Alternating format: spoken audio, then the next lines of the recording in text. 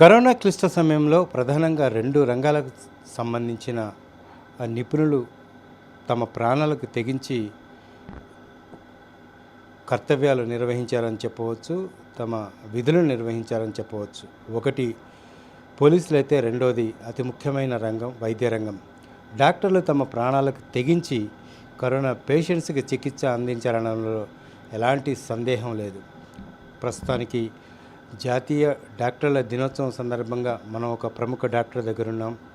ఇలాంటి కరోనా లాంటి విపత్కర సమయంలో వాళ్ళు ఎలాంటి ఒత్తిడి ఎదుర్కొన్నారు, కరోనా పేషెంట్లకు చికిత్స అందించడంలో వాళ్ళు తెగింపు చూపించారు, కానీ వాళ్ళ కుటుంబ సభ్యుల నుంచి ఏమైనా ప్రతిఘటన ఎదుర్కొన్నారా, ఏమైనా ఈ వృత్తిలో మానసిక ఒత్తిడికి ఏమైనా లోనయ్యారా తెలుసుకునే ప్రయత్నం చేద్దాం. మేడం నమస్తే అండి. ముందుగా మీకు డాక్టర్ల దినోత్సవ శుభాకాంక్షలు. మీరు ఈ డాక్టర్ల వృత్తిలో ఉన్నారు. గత 2 ఏళ్ళుగా మనం చూస్తున్నాం కరోనా మహమ్మారి విజృంభిస్తోంది. ఈ నేపథ్యంలో మీరు వైద్య వృత్తిలో ఉన్నారు కాబట్టి కరోనా క్లిష్ట సమయంలో పేషెంట్స్కి చికిత్స అందించడంలో ఏమైనా మానసిక ఒత్తిడికి లోనయ్యారా? నమస్కారం అండి. Thank you for inviting me. So నేను ఫస్ట్ ఒకటి మెయిన్గా చెప్పదలుచుకున్నానండి. ఒత్తిడి అంటే మెయిన్గా అందరికీ ఉన్నట్టే డాక్టర్స్ అందరికీ ఒకటే భయం ఉంటుందండి. మేము వెళ్ళి పేషెంట్స్ని ట్రీట్ చేసినప్పుడు ఒకవేళ మాకు వచ్చినా పర్వాలేదు, కానీ మాతో పాటు మా ఫ్యామిలీ కూడా రిస్క్ అన్నదే అందరు డాక్టర్స్ మెయిన్ ప్రాబ్లం అండి. సో ఎమోషనలీ మేము స్ట్రాంగ్ ఉన్న, ఒకవేళ మాకేదైనా పర్లేదు, వీ కెన్ టేక్ ఇట్, మాకు తెలుసు ట్రీట్మెంట్ ఎలాగో అని తెలిసిన, ఫ్యామిలీ వరకు వచ్చేసరికి ఎంతన్నా అందరం చాలా సెన్సిటివ్ అయిపోతామండి. అండ్ ఇలాంటి సమయంలో డెఫినెట్గా మేము ఎప్పుడైతే పేషెంట్స్ని ట్రీట్ చేస్తున్నామో మమ్మల్ని మేము వీ ట్రై టు ఐసోలేట్ అండి. అంటే మేము మా ఇంట్లో వాళ్ళని చాలామందిని కలవము. ఎస్పెషలీ పీక్లో ఉన్న టైంలో మేము ఎప్పుడైతే పేషెంట్స్తో కాంటాక్ట్లో ఉంటామో గ్రాండ్ పేరెంట్స్ని అందరినీ మేము అవాయిడ్ చేయాల్సి వస్తుందండి. అండ్ ఎంత అవాయిడ్ చేసినా మేము ఒకటే ఇంట్లో ఉంటున్నప్పుడు మా వల్ల వాళ్ళకి ఏం ప్రాబ్లం అవుతుందో అన్న థాట్ మటుకు ఇట్ ఈస్ వెరీ టెరిఫైయింగ్ అండి. Yeah, that is the main problem we faced. మరొకసారి కరోనా విషయానికి వస్తే థర్డ్ వేవ్ అంటున్నారు, డెల్టా వేరియంట్ అంటున్నారు. ఇవి ఎంతవరకు సమంజసం? ప్రధానంగా ఈ థర్డ్ వేవ్ యంగ్స్టర్స్ మీద ప్రభావం చూపిస్తుంది అంటున్నారు. ఎంతవరకు నిజం అంటారండి? సో థర్డ్ వేవ్ అలా యంగ్స్టర్స్ పైన ప్రభావం చూపుతుంది అలా ఏం లేదండి. థర్డ్ వేవ్ అనేది మెయిన్గా ఇప్పుడు ఏంటంటే ఎవరైతే వ్యాక్సినేషన్ వేసుకోరో అండ్ ఎవరైతే కోవిడ్ అప్రోప్రియేట్ బిహేవియర్ ఫాలో అవ్వరో వాళ్ళకే మెయిన్గా ఎఫెక్ట్ అవుతుందండి. థర్డ్ వేవ్ అనేది ఎక్స్పెక్ట్ చేస్తున్నామండి. ఎందుకంటే ఈ వైరస్ ఎలా అయితే రూపాంతరం చెందుతుందో రోజు రోజుకి, ఇప్పటి వరకు దాన్ని స్టడీ చేసినట్టుగా అయితే మళ్ళీ దానికి మ్యూటేషన్స్ అయ్యి మళ్ళీ అది బలపడవచ్చు లేదా వీక్ అవ్వచ్చు. మనకి టైమే ఆన్సర్ చెప్తుంది. కాకపోతే అది రావడం మటుకు ఖచ్చితము. అది ఎక్కడికి వెళ్ళలేదండి. ఇంకా కరోనా ఉంది, కాకపోతే అది రూపాంతరం చెందుతూ ఉంది. మన పైన తీవ్రంగా ఎఫెక్ట్ అవ్వకూడదు అంటే అది మన చేతుల్లో ఉందండి. మెయిన్గా మనం వ్యాక్సినేషన్ తీసుకోవడమే ఇప్పుడు మనకున్న ఏకైక ఆప్షన్ అండి. మీరు ఈ వృత్తిలో ఉన్నారు. విచారకర విషయం ఏంటంటే మీరు అత్యంత క్లిష్ట పరిస్థితుల్లో కూడా బయటికి వెళ్ళి వైద్యం అందించారు. వెళ్ళకూడదు ఆ పేషెంట్ దగ్గరికి అన్నా సరే మీరు ప్రాణాలు తెగించి వెళ్ళారు. కొన్ని సందర్భాల్లో పేషెంట్కి సంబంధించిన బంధువులు కానీ వాళ్ళ ఫ్రెండ్స్ కానీ డాక్టర్ల మీద దాడులకు దిగారు. ఇలాంటి సిచ్యువేషన్స్ ఎలా అనిపిస్తాయి మేడం మీకు? ఇది చాలా బాధాకరమైన విషయం అండి. యాక్చువల్లీ ఇలా ఒక్క డాక్టర్ పైన దాడి అవుతే ఒక 100 డాక్టర్స్ వెనక్కి వెళ్ళిపోతారండి. ఒక్కటి ఆలోచించాలండి, డాక్టర్స్ కూడా మామూలు హ్యూమన్ బీయింగ్స్ లాగే అండి. అండ్ వాళ్ళు లైఫ్ రిస్క్లో పెట్టి ఎప్పుడైతే వర్క్ చేస్తున్నారో అట్లాంటి సమయంలో ఎవరైనా ఫ్రస్ట్రేట్ అయ్యి వాళ్ళపైన దాడికి దిగినప్పుడు వాళ్ళలో కలిగే ఎమోషనల్ ట్రామా అనేది అది చాలా చెప్పలేని ఇదండి. ఎమోషనల్గా, ఫిజికల్గా మొత్తం డ్రైన్ అయిపోయి ఉన్నారండి చాలామంది డాక్టర్స్. ఐసీయూలో పనిచేస్తున్నారు. చాలామంది కంటిన్యూస్గా పీపీఈ కిట్స్ వేసుకొని ఉంటారండి. వాళ్ళకి మొత్తం స్కిన్ డ్యామేజ్ అయిపోయి వాళ్ళ బాడీ వీక్ అయిపోయి వాళ్ళతో పాటు వాళ్ళ ఫ్యామిలీ మెంబర్స్ని రిస్క్ పెట్టి అంతా చేసి అక్కడికి వెళ్తే సడన్గా కొంతమంది పేషెంట్స్ వాళ్ళ రిలేటివ్స్ వచ్చి అటాక్ చేయడం అనేది చాలా బాధాకరమైన విషయం అండి. ఎవరూ ఇలాంటి సిచ్యువేషన్ ఫేస్ చేయకూడదండి. బేసిక్‌గా యాజ్ యూ నో ఆడపిల్లల్ని బయటికి పంపించడానికే భయపడే టైం అండి. అట్లాంటిది మా పేరెంట్స్ మమ్మల్ని చదివిచ్చి ఎంతో ధైర్యంగా లేదు మీరు చదువుకోండి, మీరు సొసైటీకి హెల్ప్ చేయండి, డాక్టర్స్ అవ్వండి అని బయటకు పంపించినప్పుడు, ఒకవేళ సొసైటీ గనక ఇలా గనక ఉంటే డెఫినెట్‌లీ మేమందరం వెనక్కి తగ్గాల్సొస్తదండి. సో, ఫ్యామిలీ పరంగా కూడా మేము ఆలోచించాల్సొస్తది. కానీ ఇది అందరి చేతిలో ఉందండి. కొంచెం ఆలోచించి కొంచెం you have to be mild అండి. ఐ నో ఏదన్నా సిట్యుయేషన్ మన ఫ్యామిలీ వరకు ఏదైనా వాళ్ళ హెల్త్ విషయంలోకొచ్చేసరికి అందరం ఎమోషనల్ అవుతామండి. మేము డాక్టర్స్ అయినా గానీ మా ఫ్యామిలీ వరకు వచ్చేసరికి మేము కూడా చాలా ఎమోషనల్ అండి. కానీ మీరు కొంచెం ఆలోచించాలి. డాక్టర్లు దేవుళ్ళు కాదు. వాళ్ళు కూడా మామూలు హ్యూమన్ బీయింగ్సే. వాళ్ళు they are trying their best. ఒకళ్ళు చాలామంది అన్నారు నన్ను డాక్టర్స్ నిర్లక్ష్యం వల్ల పేషెంట్స్ చనిపోతున్నారని. ఎవ్వరు కూడా వాళ్ళ లైఫ్ రిస్క్‌లో పెట్టి వెళ్ళి నిర్లక్ష్యం చెయ్యరండి. ఆ బేసిక్ పాయింట్ అర్థం చేసుకోవాలి మీ అందరూ. సో, ప్లీజ్ మీరు రెస్పెక్ట్ ఇవ్వాలని అనుకోవట్లేదు. నార్మల్ హ్యూమన్ బీయింగ్ లాగా ట్రీట్ చేయండి. మేము వర్క్ చేయడానికి ప్రాపర్ ఎన్వైర్న్‌మెంట్ ప్రొవైడ్ చేయండి. That is what I will ask. మీ ప్రత్యేకత ఏంటండి? న్యూరోటరీ అంటే ఏంటి? దీని చికిత్స ఎలా ఉంటుంది? So, I'm an ENT surgeon and neurotologist అండి. న్యూరోటాలజిస్ట్ అంటే ఇది బేసిక్‌గా బ్యాలెన్స్ రిలేటెడ్ ఇష్యూస్ అండి. అంటే వర్టిగో ప్రాబ్లమ్స్ అంటామండి. అంటే చాలామందికి బాడీలో కళ్ళు తిరగడము, బ్యాలెన్స్ ఒక ఏజ్ వచ్చిన తర్వాత నడుస్తున్నప్పుడు వాళ్ళకి బ్యాలెన్స్ ఉండదండి. జనరల్‌గా బాడీ మెకానిజం దెబ్బతింటుంది, బ్యాలెన్సింగ్ మెకానిజం. వీళ్ళకి ఒక సరైన ఎక్సర్సైజెస్ ఇస్తే వాళ్ళు మళ్ళీ వాళ్ళ బ్యాలెన్స్ రీగెయిన్ అయ్యే ఛాన్స్ ఉందండి. చాలామంది ఇంకా బ్యాలెన్స్ లూజ్ అయిపోయి స్టిక్ హెల్ప్ తీసుకొని నడవడం ఇదంతా చూస్తామండి. వీళ్ళకి డెఫినెట్‌గా ఒక సెట్ ఆఫ్ ఎక్సర్సైజెస్ ఇస్తే మళ్ళీ they will be back on to their legs. ఇది కాక కొంతమందికి సడన్‌గా పడుకొని లేవగానే ఒక సర్టెన్ పొజిషన్‌లో బాగా కళ్ళు తిరుగుతాయండి. సో, ఇలా కళ్ళు తిరిగే వాళ్ళకి కూడా చాలామంది మ్యాక్సిమం ఏం చేస్తున్నారంటే వర్టిన్ అలాంటి టాబ్లెట్స్ తీసుకుంటున్నారు. స్పిన్ ఫ్రీ, వర్టిన్ ఇలా చాలా టాబ్లెట్స్. కానీ మీరు అర్థం చేసుకోవాల్సింది ఏంటంటే ఈ టాబ్లెట్స్ అనేది టెంపరరీ రిలీఫ్ మట్టుకే అండి.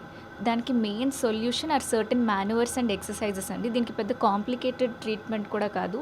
కాకపోతే దీని గురించి ఇంకా జనాల్లో అవేర్‌నెస్ లేదండి. సో, కళ్ళు తిరుగుతున్నాయి అనగానే వెంటనే బ్రెయిన్ ప్రాబ్లమ్ అనుకోకుండా కళ్ళు తిరగడం అనేది మన చెవు వెనకాల ఒక బ్యాలెన్సింగ్ ఆర్గన్ ఉందండి, వెస్టిబ్యులర్ సిస్టమ్ అని. దాంట్లో కొద్దిగా ప్రాబ్లమ్ వల్ల అవుతుంది. So, I'm specialist regarding this same. Madam, ఇదే కోవిడ్-19 విజృంభిస్తుందని చెప్తున్నారు. థర్డ్ వేవ్ చాలా దగ్గరలో ఉంది అటాక్ చేయడానికని WHO చెప్తోంది, ఎయిమ్స్ కూడా చెప్తోంది. ఒకవేళ యంగ్స్టర్స్ మీద నిజంగా ప్రభావం చూపిస్తే వాళ్ళు ఇంట్లోనే ఉండి ఎలాంటి ట్రీట్మెంట్ తీసుకోవాలి? సో, మెయిన్‌గా ఈ థర్డ్ వేవ్‌లో చాలామంది పిల్లలు ఎఫెక్ట్ అవుతారు అని అంటున్నారండి. ఇది మోర్ సో ఎందుకంటే ప్రాబబ్లీ పెద్దవాళ్ళందరూ వ్యాక్సినేట్ అయిన తర్వాత మిగిలేది పిల్లలే కాబట్టి పిల్లలు కూడా ఫస్ట్‌లీ వ్యాక్సిన్స్ వచ్చే ఛాన్స్ ఉందండి. ఆగస్ట్ ఫస్ట్ వీక్‌లో జైడస్ వాళ్ళది, సెప్టెంబర్‌లో కోవాక్సిన్ వాళ్ళవి కూడా వచ్చే ఛాన్స్ ఉంది. But in this mean time ఒకటేంటంటే పిల్లల గురించి పెద్దగా చింతించకండి.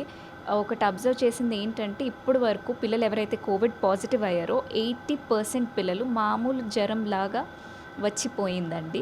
దాని గురించి పెద్ద టెన్షన్ పడాల్సిన అవసరం లేదు. మెయిన్‌గా ఎందుకంటే ఈ కోవిడ్ అనేది మన బాడీలో ఏసీఈ రిసెప్టర్స్ పైన యాక్ట్ చేస్తుందండి. ఆ ఏసీఈ రిసెప్టర్స్ అనేవి పిల్లల్లో చాలా తక్కువ మోతాదున ఉన్నాయండి. సో, దీనివల్ల పిల్లలు మామూలు మైల్డ్ డిసీజ్‌తో బయటపడుతున్నారు. ఒకవేళ మీ పిల్లలు పాజిటివ్ అయినా కానీ మీరు ఇంట్లో వాళ్ళని చూసుకోవాలి అంటే ఎలా చూసుకోవాలి? సో, మెయిన్‌గా ఏంటంటే అండి మీకు కొన్ని థింగ్స్ కావాలండి పిల్లల్ని చూసుకునేటప్పుడు.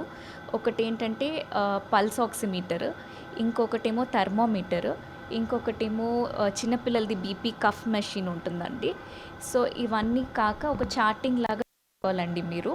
సో, మీరు ఒక డైలీ 4 టైమ్స్ మీ పిల్లలు అంటే ఒక 6 AM, 11 AM and 6 PM and 11 PM ఒక 4 టైమ్ స్లాట్స్ లాగా పెట్టుకొని ఎప్పటికప్పుడు మీ పిల్లల ఆక్సిజన్ సాచురేషన్ చూడాలి.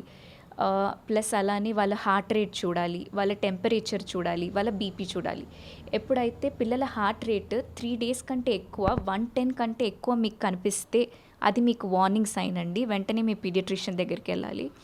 ఒకవేళ 3 డేస్ కంటే ఎక్కువ ఫీవర్ గనక 101 కంటే ఎక్కువ ఉన్నట్టుగా అయితే వెంటనే డాక్టర్ దగ్గరికెళ్ళాలండి. ఒకవేళ ఎప్పుడైనా మీ పిల్లల్లో ఆక్సిజన్ సాచురేషన్ 95% కంటే తక్కువ ఉన్నా గానీ, మీరు మీ డాక్టర్ దగ్గరికెళ్ళాలండి.